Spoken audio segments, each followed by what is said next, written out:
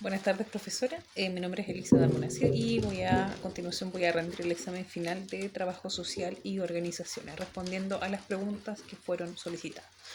En la primera, define con sus propias palabras lo que entiende por organización, indique los tipos de organizaciones y el rol que asume el profesional del trabajo social en cada una de las organizaciones. Una organización es una asociación de personas que tienen entre sí una relación y que utilizan recursos de diversa índole para lograr determinados objetivos y también metas. Tenemos los tipos de organizaciones, tenemos organizaciones institucionales y organizaciones territoriales. Las institucionales finalmente son creadas por el Estado para el desarrollo de tareas sociales con la población objetiva. Estas son dirigidas principalmente desde el gobierno, el cual dispone de los fondos necesarios públicos para su financiamiento. Y aquí encontramos, por ejemplo, un caso puntual como Prodemu, su foco principal es el desarrollo integral de la mujer en situaciones de vulnerabilidad. Y también tenemos otro ejemplo, INDAP, que tiene como foco principal el apoyo e incentivo a los pequeños y medianos agricultores. En el caso de las organizaciones territoriales, son creadas por un conjunto de personas que tienen fines y metas y objetivos también en común y finalmente cubren las necesidades que son del ámbito social. Tienen dentro de sus características que no son dependientes del gobierno y el fin como más acertado que ellos tienen es conseguir finalmente el bienestar humano desde los diferentes puntos de vista. Un ejemplo claro de organizaciones territoriales en este caso serían las juntas de vecinos. El rol del trabajador social, en el caso de las organizaciones institucionales, las funciones del trabajador social finalmente son velar por los derechos de la población objetiva, dependiendo del programa en el que se encuentre inserto o que se encuentre trabajando. Aquí finalmente el rol que debe cumplir es impulsa el desarrollo integral de sus usuarios de manera que promueva todo lo necesario y que sea estipulado en cada programa.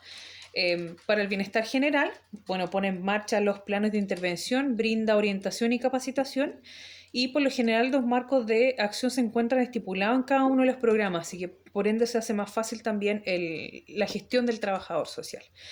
En general, finalmente se enfoca en el diseño, creación y puesta en marcha de las acciones y estrategias que ayudan a las personas a lograr un manejo adecuado, eficaz y oportuno de los conflictos que pueden presentarse en medio de la interacción entre los individuos.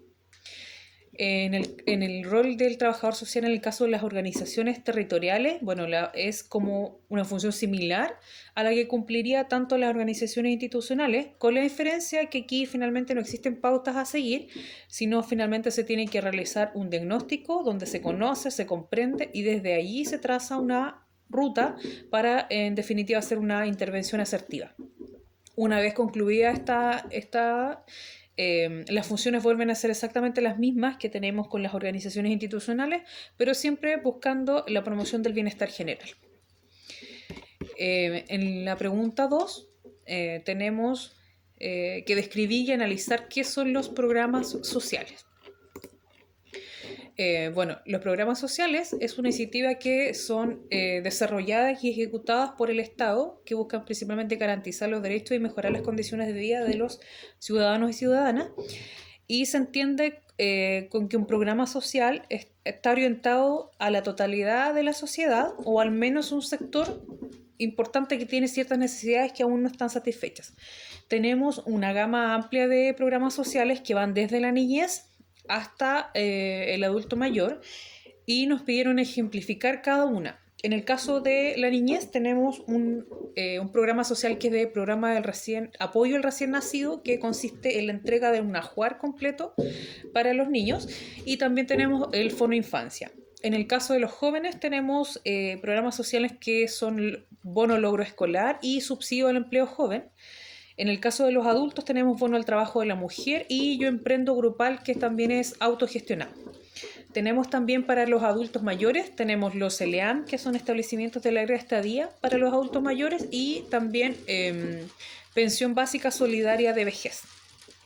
Tenemos también programas sociales para las familias, que aquí tenemos aporte familiar permanente y bono de control de niños sanos. Tenemos también programas para personas en situación de calle, hay un programa Calle y Noche Digna, y también tenemos para personas con discapacidad. Tenemos pensiones básicas solidarias de invalidez y existe también un Fondo Nacional de Proyectos Inclusivos que se llama FONAPI. También existen programas sociales para los pueblos indígenas que hoy día tienen subsidio para la adquisición de tierras y la educación intercultural indígena. Tenemos la pregunta número 3. Que dice: el concepto de pobreza ha cambiado en el tiempo. Defina con sus palabras el concepto y nos piden ejemplificar en dos grupos. Bueno, como bien dice la pregunta, el concepto de pobreza es bien amplio y ha ido también cambiando en la medida que ha ido evolucionando nuestro país y nuestra situación.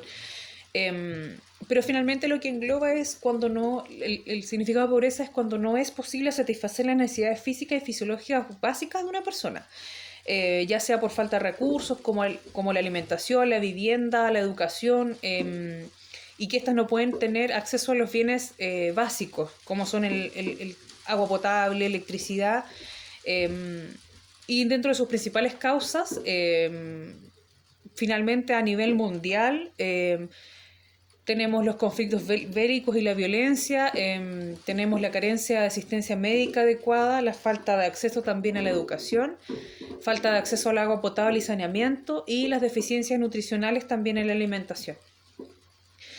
Nos pidieron ejemplificar 2 grupos vulnerables y yo voy a ejemplificar niños y niñas y también adultos mayores. En el caso de los niños y niñas, si lo llevamos a un efecto bien práctico, actual, digamos, a lo que es el contexto de pandemia, este grupo etario ha sido uno de los más vulnerables con el efecto de la pandemia. Y hay un grupo determinado que es la primera infancia. Los niños en educación parvularia se han visto privados de asistir a los jardines infantiles debido a los riesgos que esto conlleva en materia sanitaria. Si somos conscientes de que aquí es donde la primera infancia, donde el ser humano desarrolla el máximo de su potencial de aprendizaje, vemos ejemplificado la carencia de acceso a la educación. En el caso de los adultos mayores, los problemas más importantes que afectan a las personas mayores están relacionados con la pobreza en cuanto a los ingresos insuficientes, ya sea por pensiones deficientes o también el acceso a empleos. Muchos de estos tienen dependencia económica directa de sus familias o del Estado y también hay problemas de alimentación y atenciones médicas. Sobre todo aquí en un punto muy, muy crucial que son los adultos mayores en el caso que viven en la ruralidad. Tenemos la pregunta número 3, que es: la participación se puede entender como una posibilidad de configuración de nuevos espacios sociales para reclamar situaciones o demandar cambios. Nos piden describir los tipos de participación y dar un ejemplo y a la vez identificar el rol del trabajador social en la intervención social e identificar los actores sociales. Tenemos acá los tipos de participación. Tenemos participación ciudadana, participación privada, participación social y política. Y un ejemplo sería la participación ciudadana, que ocurre cuando los ciudadanos se involucran en la gestión pública a través de los procedimientos que establece la ley sobre las asociaciones y de participación ciudadana en la gestión pública.